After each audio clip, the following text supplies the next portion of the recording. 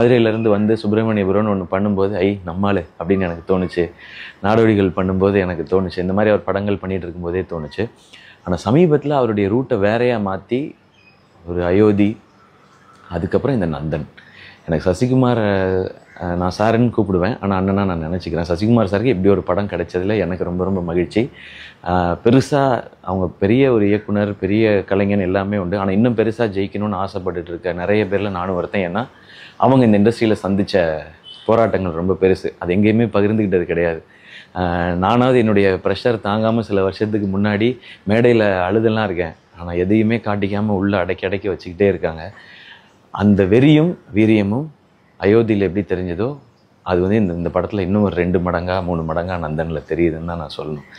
So இந்த படம் ஒரு ரொம்ப ரொம்ப நல்ல படம். இது எவ்வளோ பெரிய வெற்றி படம் ஆகுதுன்றது உங்கள் கையில் இருக்குது. இது வெற்றி படம் ஆகும் பொழுது இரா சரவணனுக்கு சசிகுமார் சாருக்கு பேர் கிடைக்கிறத தாண்டி இந்த மாதிரி படங்களும் இந்த மாதிரி படைப்பாளிகளும் வந்துக்கிட்டே இருப்பாங்க. மக்கள் எப்போவுமே நீங்கள் கொண்டாடிட்டுருக்கீங்க.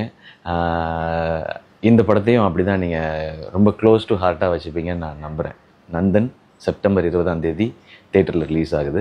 எல்லோரும் போய் பாருங்கள். இதில் எல்லாரையும் உங்கள் குழந்தை, குடும்பம் எல்லாரையும் கூப்பிட்டு போய் பார்க்குற ரொம்ப ஜென்யூனான ஃபிலிமாக இருக்கும். நான் இதெல்லாம் சொல்கிறதுனால ரொம்ப சீரியஸாக மெசேஜ் சொல்கிற படம் அப்படின்னு நினச்சாங்க. நிறைய இடத்துல சிரிக்கலாம்.